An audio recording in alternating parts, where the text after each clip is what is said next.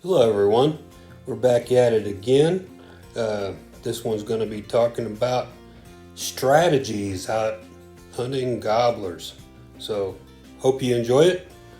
Please subscribe, leave us a comment on what you want to hear and how you like this and how we can make this better, and give us a like.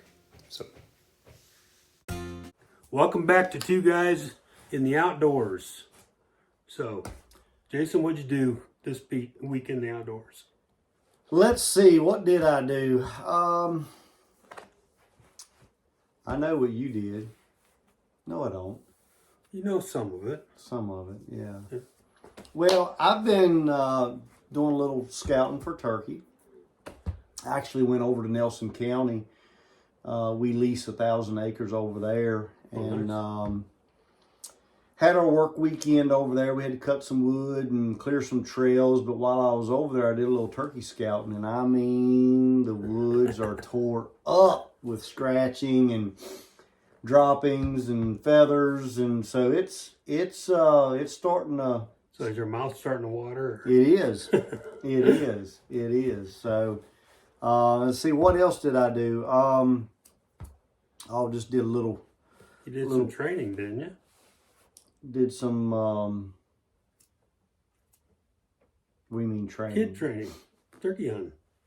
We had 2 turkey hunting events this past weekend, yeah. There you go. One in Page and then one in Augusta County. Yep. So we had lots of training going on. And matter of fact, we had real quick, give you a little scenario here, because we're going to be talking about scenarios tonight. Mm-hmm. The event that we did in Page County, we set decoys up, and this is on a gun range up near the mountains.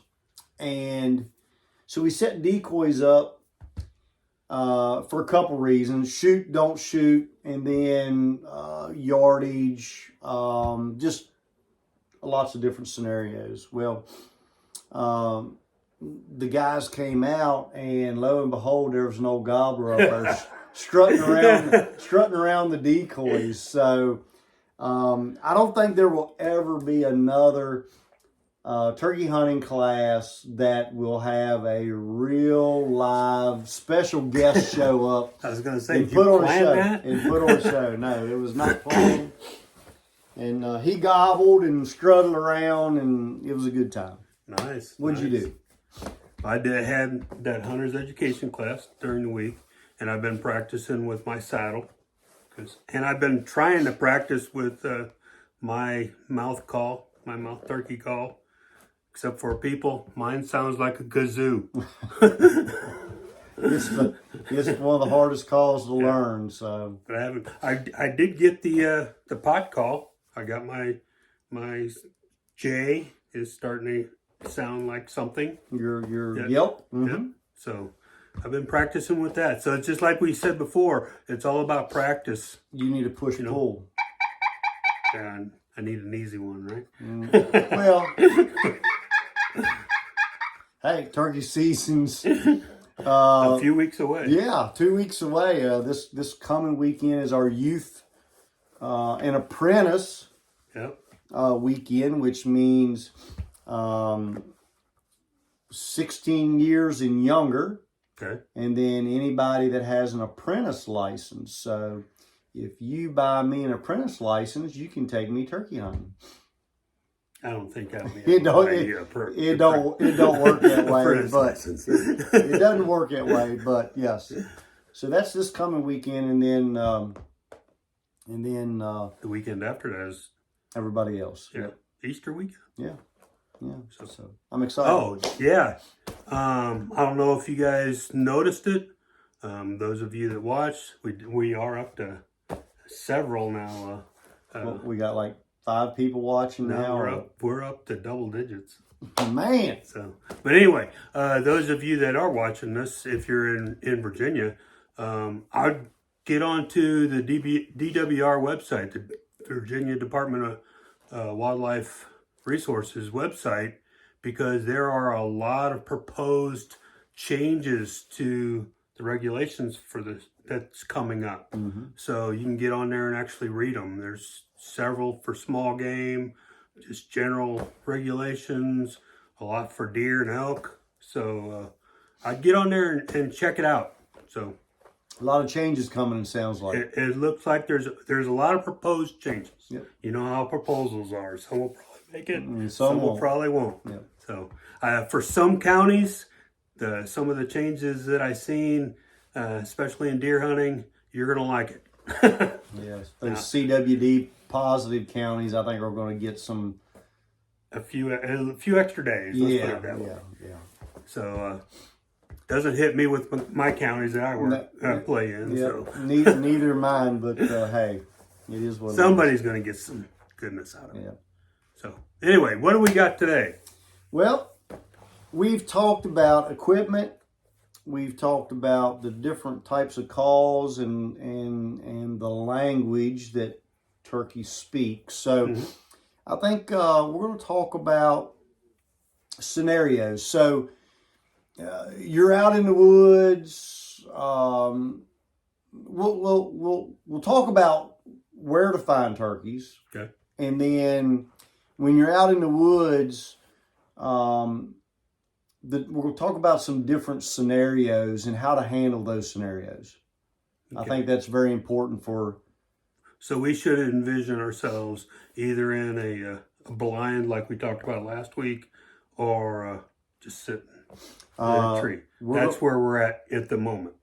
That's where we're at, and we're going to expand on that big time. Okay. Right.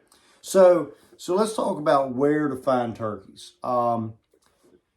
Turkeys, are fairly abundant throughout the state. And you'll find turkeys in the mountainous regions. You're going to find them in the flatlands, river bottoms. But turkeys tend to like to, depending on the part of the state, let's talk about the mountainous region where we're at. Turkeys like to roost on those piney ridges. Those pine trees have a lot of limbs, and they like to roost in those areas. And they tend to fly off, and they like to go to what's called a strut zone. All right. A strut zone is an area where it can be an old logging road, it can be a power line, it can be a open hardwood ridge to where they can strut and gobble, and those hens can see them, and they can do that courtship type thing. Now, is this inside the woods, outside the woods? This is or could be either one. If there's mountainous areas, you're gonna find them on those old logging roads where they can see and be seen. Okay. Or those open hardwood ridge tops, again, where they can see and be seen. You got to remember the turkey's biggest defense is their eyes. Okay. All right. Now let's get into the eastern part of the state where you've got rolling hills and river bottoms, creek bottoms, and not so much mountainous areas. Again, those turkeys are going to want to roost in, some fairly decent sized trees. They really like pines. Along the James River, they like to roost in those big oaks and other trees that have limbs for them. So what's roosting is turkeys that's where they sleep at night. Kind of like chickens. Yeah, you and I go to bed, they go to roost, and they fly up into a tree, and they hold on to a limb, and because they're protected that way. Okay. Then in the morning, they're going to gobble a few times and then fly off and do their thing. All right. Coastal birds are going to kind of be the same way. You know, they've got to have a place to roost. So they've got to have trees to roost in. Okay. And then they like open areas for strutting and courtship type stuff. It's raining here at the moment. Rainy days, I really like open areas. Turkeys like to be in open areas on rainy days. So power lines, fields, any open terrain, clear cuts, because now they've got all the noise and the movement with the leaves and raindrops and all that stuff. So they like to be out in the open where they can really see. So you're saying when they get to roost, they're protected. Mm-hmm. So who are the predators for turkeys? I mean, is it the same as still the bobcat, the coyote? Yep. Is there anything else? You got, you know, all your predators, and then, you know, the nests that will come later on in the spring. You know, they have a high rate of failure due to wet springs, cold temperatures, and nest robbers such as possums and raccoons and skunks and things like that. So the wild turkey has a lot of predators. Good. And they nest on the ground, I'm assuming? Yep. Hens will nest on the ground. So they roost in the trees like Yep. a chicken, or Yep. they roost up high, Mm-hmm. and then they nest on the ground. Yep. Okay. Yep. So again, some of the sign, you're gonna. What I'm doing now is I'm going out early mornings before daylight. I'm getting on high ground and I'm listening. Once the daybreak starts to break, I'm going to hear those gobblers. If they're in the area, they're going to start to gobble. All right. Okay. So that's a good way to locate turkeys and where they're at. You can also look for sign, scratching in the leaves where they're feeding, turkey tracks, turkey droppings, feathers, Okay. things like that. So those are all signs. The best thing I can tell people to do is, you know, go out before sunup, find a high peak somewhere, and then, I don't know what that was, but an alert on the computer, I guess. But you want to find those, get high, get elevated, and listen. Good. Because the turkeys are gobbling. So get in the high peaks and wait. Mm-hmm. Right. And listen. Good. Yep. So this is during scouting. Yep. This is scouting. Okay. Yep. All that. So you want to try to find the turkeys, find out where they're at, where they're working, and then it's time to go hunt them. Now, do you use trail cameras for turkeys? I do not. The only reason I asked is I had one on. I got one on my trail camera. I mean, I get pictures of turkeys on trail cameras, but I don't strategically place cameras for turkeys. Okay. So, you know, deer tend to, you know, you're strictly looking for sign. Turkeys, they kind of give themselves away. They gobble. They make noise. Yep. So that's kind of gives it away. So we've got some of those areas. So let's talk about some scenarios. All right.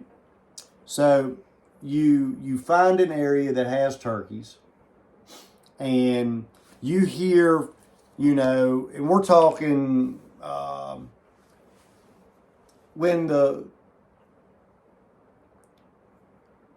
and people will, you know, when do turkeys gobble in the morning? They can gobble 45 minutes before sunup or an hour before sunrise. You know, typically I want to get to where I want to be in good darkness. I want to have to use a flashlight of some sort for me to get to where I want to listen from. Now, do you have to worry about the color of the light? No. Okay. No. You want to get to where you're going to hunt or listen from, and be quiet. And you're going to, you know, I call it the world's waking up. You're going to start to hear some songbirds start to chirp.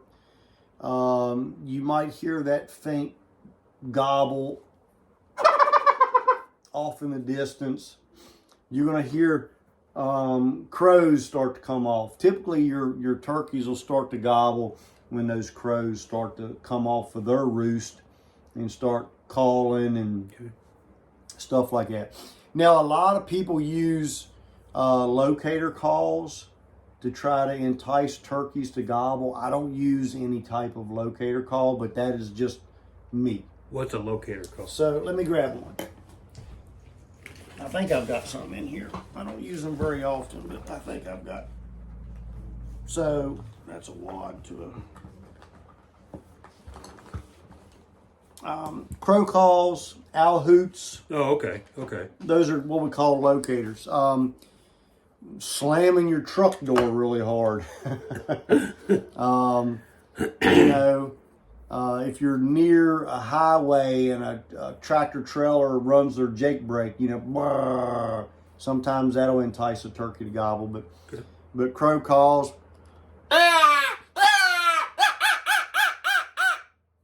That can entice them to gobble. You know, the old "who cooks for you."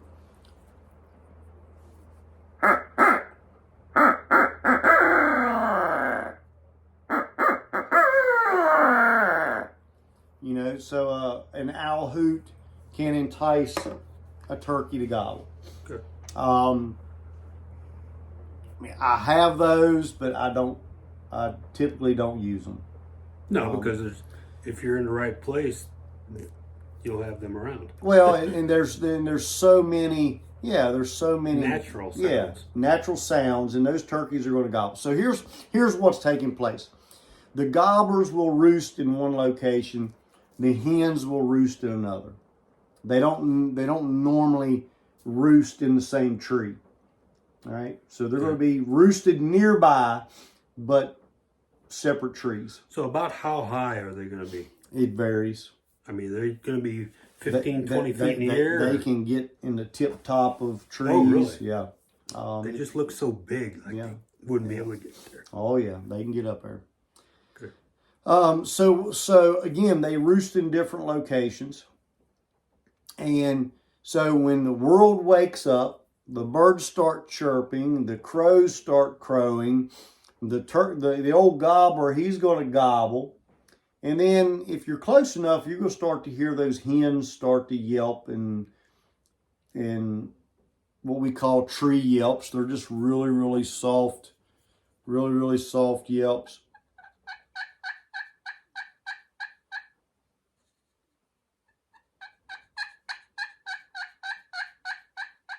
You're going to hear a real soft yelp like that.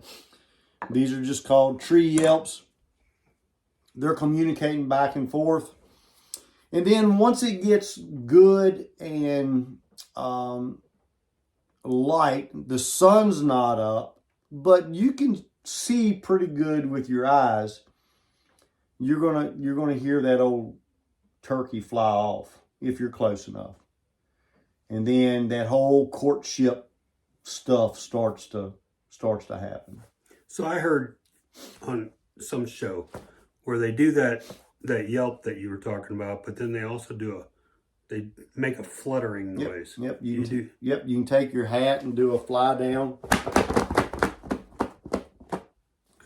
Yeah, because that's what their wings. That's what they kind of sound like when they fly off. Yeah. Okay. Yeah. So that's what's going on. So let's talk about some scenarios. All right, and we can go on and on and on forever, but they're in the roost. You're in a high location, an elevated location, and you hear a turkey gobble. All right. Now he's going to gobble on the roost. Normally they're going to gobble several times.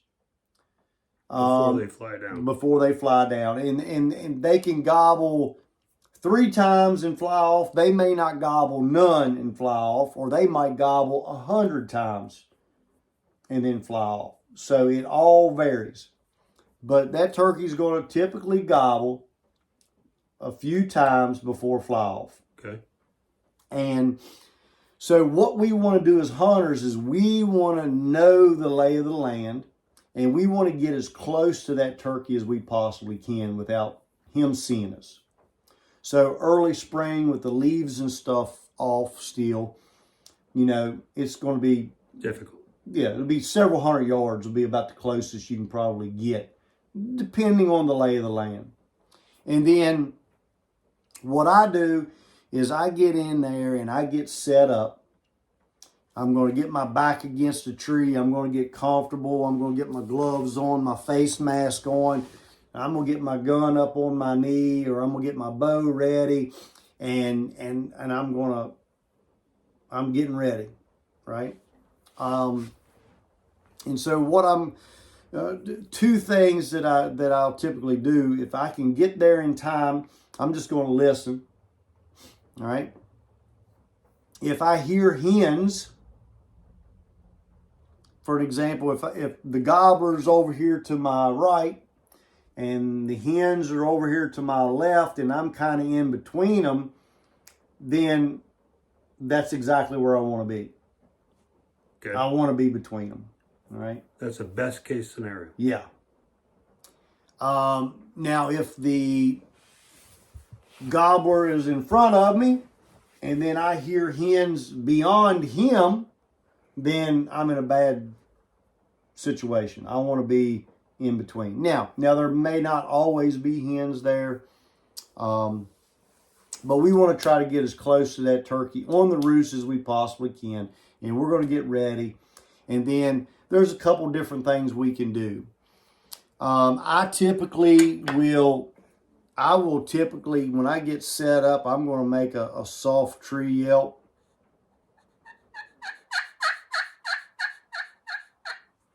Just to let him know I'm there.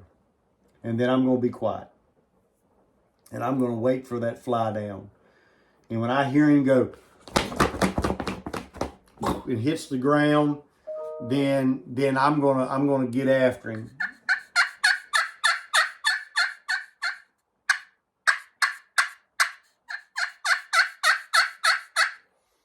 And he's probably gonna gobble, and the best case scenario, he's gonna come in on a string and I'm gonna shoot him in the head. Now, this goes back to some things that you've said quite a few times. Mm-hmm. So in the turkey world, it's just the opposite than in the deer world. Yep. Right? The deer, the buck goes to the doe. Mm-hmm. But here, the hen goes to the gobbler. Yep. But you're trying to entice that gobbler to come in. Yep. Okay. So what if that's why we've got to get as close as we possibly can, and we want to be in his comfort zone. Good. Right. Now, I just explained the perfect scenario. We heard a turkey gobble off a roost. We were able to get in close, and I was set up between him and hens, right? Okay. And he flew off. I yelped to him. He come in, I shot, and we take him home. And we had Thanksgiving dinner. Yep. Easter dinner. It don't happen like that very often, though. All right. So, other scenarios is, that turkey can gobble on the roost, and he can fly off and not say another word. And that's, and that can be because he's got hens. Maybe those hens flew off first, came to him, he flies off, ball game over. He's busy. So he's got what he wants. So typically, I'm going to call to a bird. I'm going to read that bird, that gobbler. If he's gobbling a lot, I'm typically going to call a little bit more. If he's only gobbling every once in a while and he's not answering me when I call, then he's probably got some hens there nearby. So if they're, I'm still trying to get over the part that you're actually calling them in. If they're programmed to wait for that hen to come to them, why are they coming to you when you're making a call? They will come you can get a turkey that'll come several hundred yards to you because he doesn't have hens and he hears a hen over there. So he's going to work in that direction. And okay, he's not actually going to the hen. He's just going in that general direction. That's to right. Say, hey, Yep. girls, I'm over here. Hey, can you hear me now? Can you see me? Here I am, type of deal. And then you can have turkeys that'll they'll get in their strut zone. Remember I was talking about that strut zone. They'll get in that strut zone and they won't leave it. They get on that hardwood ridge top where they can see a long ways, and they're up there strutting and gobbling. You're not going to call him in. Okay. Because he's where he wants to be. He might be in an old logging road, or he might be on a power line somewhere, and he's going to gobble. It'll sound like he's coming to you, and then next time he gobbles, he's further away. And then he'll come back, and then he'll be further away again. And what he's doing is he's working back and forth in that strut zone, waiting for the hen to come up there to him. So you can have scenarios like that. So if they're in that strut zone, are they going to leave it? Are you going to be able to call them in? Most likely not.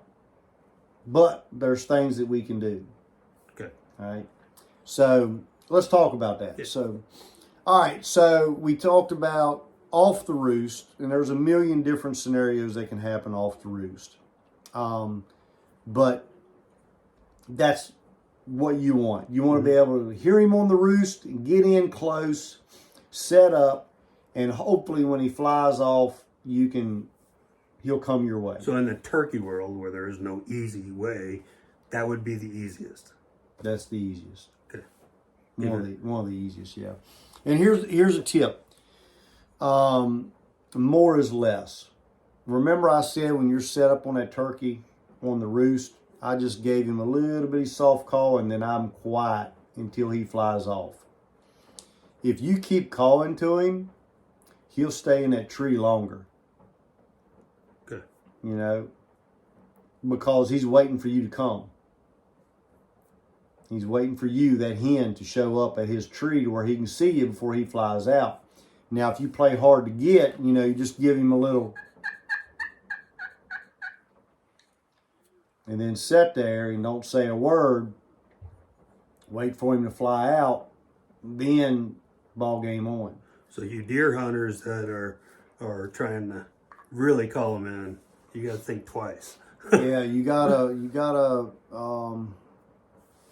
when he's on the roost, you gotta wait for him to fly off first. All right. Okay. So don't keep calling to him because he might sit in that tree for a long time. So now they're in the strut zone. So let's talk about the strut zone. let's say that you heard a turkey, he's 500-600 yards away, and you're not able to get there in time, and he flies off. And if he doesn't have hens, or even if he does have hens, he's a lot of time going to work to his strut zone. And a strut zone, again, is an area that he can see and be seen. All right? It can be a railroad track. It can be an open river bottom. It can be a power line. It can be a field. It can be that open hardwood ridge top. Just someplace that he's got good visibility for a long distance. And hens can see him. So he's going to take those hens, if he's got hens with him, and he's going to go to that strut zone because he wants his harem of hens. He wants more than what he's got. He's greedy. All right? If he doesn't have any hens, he's going to go to that strut zone and he's going to gobble, and he's going to strut, and he's going to feed, and he's going to gobble, and he's going to strut. All right? So we want to get to that strut zone. Best case scenario, if you know the property, then you want to beat him to the strut zone, right? Or maybe you start there. Okay. You go directly to that strut zone, you set up and you wait and listen and call every once in a while. All right, but let's say he's in the strut zone. He's in the strut zone. He's already there. He's gobbling. He's strutting. You know, I want to get as close to that strut zone that I possibly can, and I'm going to call to him, and maybe he'll come off the edge of it or get to where he can see you.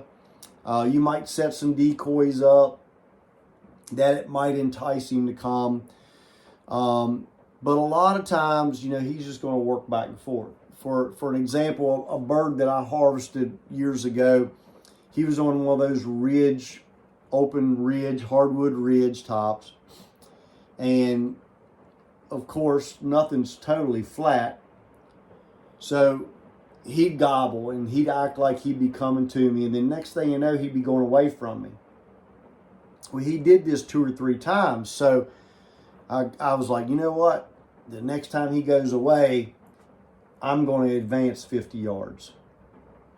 So he did that. And he advanced. He went away from me. So I went up the ridge about 40, 50 yards, and I sat down again. And I made a call to him. And then I took my hand and I started raking in the leaves. Sound like a turkey feeding, right? Well, here he come back on that ridge, and he got within shotgun range, and I harvested him. Sometimes you can call from one direction and circle him. You know, try to get to the other side of him. You know, those are all tactics that you can use to try to get him to come. And then sometimes they just won't come. You know, they'll maybe a hen or something will come in there, or he's just going to stay in that strut zone, and maybe it's in a location where you can't make a move, you can't advance on him, and then ball game's over. So you just sparked a question for me.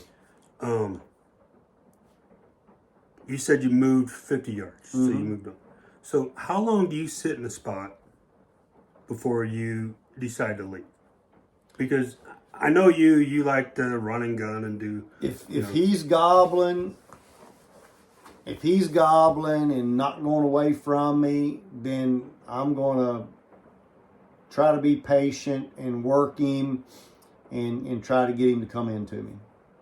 And we're talking hours. You may sit there all day. It won't be an all day deal because he's not going to gobble that long. But, you know, it might be 20 minutes, it might be 30 minutes, it might be an hour. Okay, so you're not... It just depends on the scenario. So you're typically not sitting in one spot for 2, 3, 4 hour sits? Nope. Okay. Nope.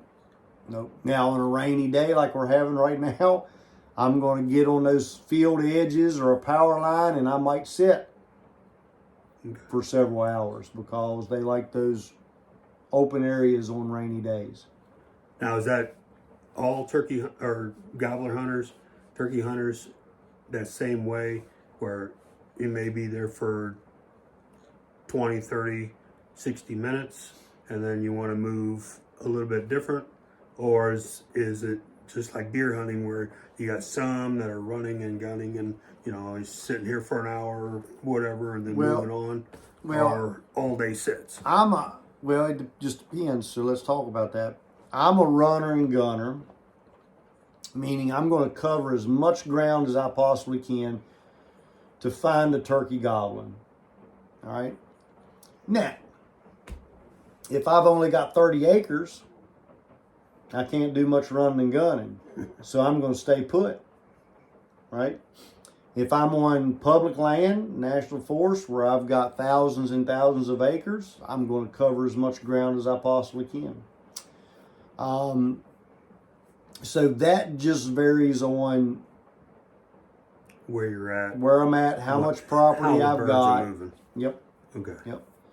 I know, there's a small tract of land that I hunt. Birds typically don't roost there, but they typically visit that area at some point in the morning. So, if I end up hunting that area, then I'll go in, I'll set up, and then I'll wait for several hours. You got to remember, our spring gobbler, the first part of the season, you can only hunt till noon, 12 o'clock. Good point. Read your rules Yep. on this stuff. Yep. So from daylight, or that daylight to 12 noon, that's it. All right. So is it best to be? Is it always best to be out before daybreak? Absolutely. Okay. Yep. You want to try to be out there. That way you can hear them gobble. Okay. And know they're in the area. All right. Okay. Because if you get there after sunup or daybreak, then they may not be gobbling anymore. And okay. Here's what keeps you going. If you hear a turkey gobble, he might be on the neighbor's property, but you heard him gobble. You know he's there. Mm-hmm. And here's the good thing about turkeys. They're not like deer. Deer they'll feed a little bit and lay down. They may lay down for several hours. And then they'll get up and feed a little bit. And then turkeys are constantly moving. Okay. Constantly moving. So the only time they really stop is at night? At night, yeah. So now that old gobbler, he might work that strut zone for a little while, but he's not going to stay there all day. He's going to move off with some hens. He's going to feed. He might go to another strut zone area. They're constantly moving. So they may not be on your property at 8 o'clock, but they might be on your property at 10 o'clock. Okay. So that's one thing that'll kind of keep you going. Okay. So later in the season, when it opens up to all day. Mm-hmm. Okay. Do you ever just hunt the afternoon? No. So it's always. Well, that's a different scenario. So let's talk about. We'll go there. All right. So we talked about off the roost. We talked about that early morning strut zone type bird. I'm gonna give the best tip that I can give any new turkey hunter, or even an old turkey hunter. I know so many turkey hunters that if they're back home by 8:30, 9 o'clock, they're done. They went out, they heard a bird, he flew off, he was henned up. You always hear the term henned up. Well, yeah, they're henned up. That's what's going on in the springtime. And so they're back home, weed eating, mowing the grass, working in the flower bed, or whatever they do. All right, not me. I have harvested more birds after 10 o'clock than I have any other. And this is why. Yeah, most of the time those turkeys are henned up. So let me paint you a picture here.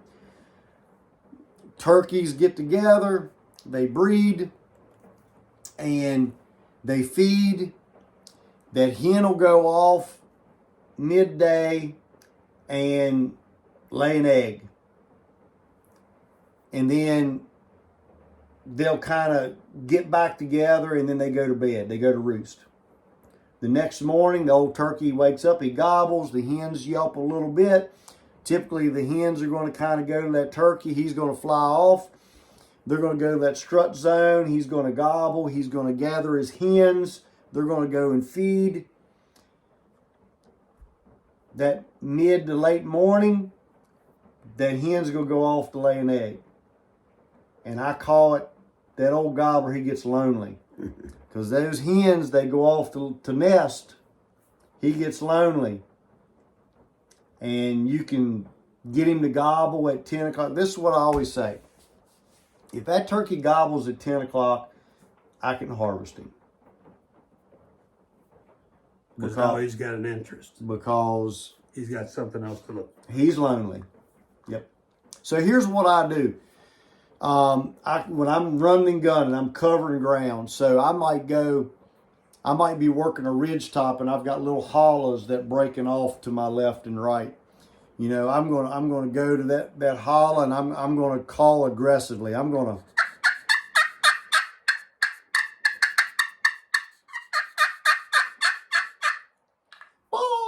hear that turkey gobble off. Hopefully it's like 9:30, 10 o'clock. I'm gonna go and shoot him in the face. So that as you're doing that as you're walking through the woods. Yeah. Okay. I don't hear nothing. I go another 100 yards, 150 yards. I'm gonna do the same thing.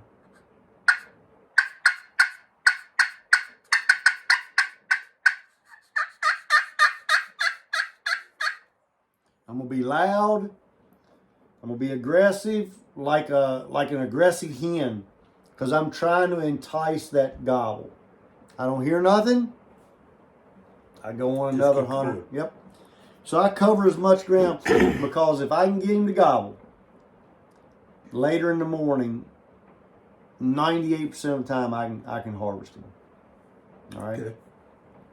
So don't give up if you didn't get it in the morning. Yeah, my lands don't give up. You know, I'm giving away all my secrets here, but I have honestly, you know, you look at all the birds that I have, this one above our head. Which you usually see it in the beginning of the show. Which was a 11-15 bird. You know, we're coming down to the wire. Yep. Okay. You know, so there's a million different scenarios. You want to get him off to roost. 2, you know he's there. He's going to fly off. Hopefully you're in the right place. Strut zones. And then that lonely bird that late morning when those hens go off to nest, right? And then you've got rainy, dreary days. Go to those open areas, pop yourself up a blind so you can stay dry and hunt. And here's another tip. Blinds, you can set a blind up in the middle of a field that turkeys frequent every day. And they'll walk out there, you know, and not pay you any mind at all. Unlike a deer. A deer, you pop up a blind, and if you don't brush it in or leave it there for a couple weeks prior to the season, they're going to look at it and blow and run the other way. Turkeys are not like that. You know, they don't care as long as they don't see that movement and stuff like that. So pop a blind up. You don't have to brush it in. Pop it up. Get in there. Make some soft calls and wait for them to come out. Interesting. Yep. All right. Now, another tip. I'm gonna give you another tip here, Bob. All right. You get that old gobbler that he gobbles, he answers you, but every time he answers you, he's 50, 75 yards further away. He's going away from you. All right. Now, what that bird's doing is he's probably going to a strut zone. He's probably going to go there, and he's wanting you to tag along. So you call to him, you know, "Boo!" And you get all excited and you go find a tree and you sit down and you wait and you listen and you don't hear nothing, and then next thing you know, you call and he gobbles again, but now you can barely hear him. So you get up. You always want to close the distance.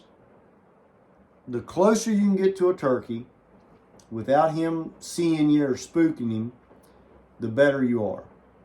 All right? He gobbles far away. Here's another tip. It's easier to call a turkey uphill than downhill.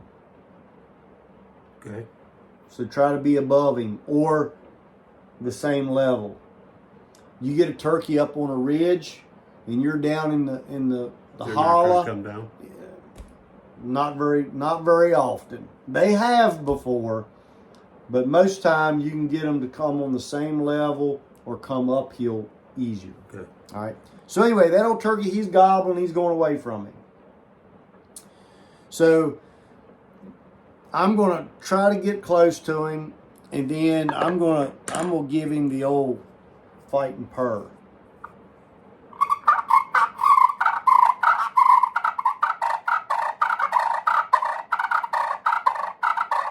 So a fighting purr is just that. You know, it's just like humans, right? You see a good fist fight, you can't help but watch, right? Yeah. I mean, seriously. Now it's going on YouTube. You know? Or Twitter. Yeah. Now everybody's going to see Yeah. it, right? But it's the same way in the turkey woods. I have harvested several stubborn gobblers that way. And, you know, I get as close to him as I can, again. And before he takes off and leaves me again, I'm going to hit him with that fighting purr. And boy, it's hard for him to pass up a good fight. Because if you've ever seen turkeys fight and get into it, typically it's not just two birds. Typically the whole gang likes to get in there and get to flopping each other and carrying on. So sometimes that can get an old stubborn gobbler to come into you. So so these are some basic, and we're at 47 minutes, so I'm gonna wrap this up. Hunt them off the roost. You hear them, you get close to him, you set up, and hopefully he'll come to you when he flies down. Strut zones.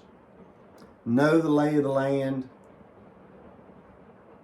If you don't hear a turkey gobble first thing in the morning, or he flies off before you can get to him, head to those known strut zones. Head to those areas where you're seeing all that scratching and turkey tracks and stuff get there. Don't give up. Cover as much ground. Stay in there till 12 o'clock. Don't give up and go home, because a lot of times those turkeys will get lonely when those hens go to nest. Okay. All right. Rainy days, get a blind, set up in open areas, because that's where turkeys want to be. All right. Okay. And don't forget a good fighting purr on a stubborn gobbler, because not many gobblers want to pass up a good fight. So there's my tips, and there's some scenarios. We're getting closer. Yeah. A few more weeks, and then you guys can put a lot of this into practice. Yeah. I know I'm going to try. Be like last time, where they hear me get out of the truck and they go 6 counties over. There you go. But anyway, all right. So hopefully you enjoyed that. Hopefully you got a few little nuggets out of that. So, and we can talk all night about scenarios, but we're running too long. So maybe we'll do another one. Yeah. Hey, don't worry about all the craziness. Learn to yelp and just go hunting. Get outside and look for them turkeys. Go. And also get on the Virginia DWR website and check out what those proposals are. there is a chance for you to give your comments. So they're looking for your insight. See y'all. See ya. Well, we hope you really enjoyed that. We enjoyed talking about gobbler hunting and all the situations that you can come up with. So please subscribe. Leave us some comments on what you want to hear, what you want to see, and give us a like. Thank you.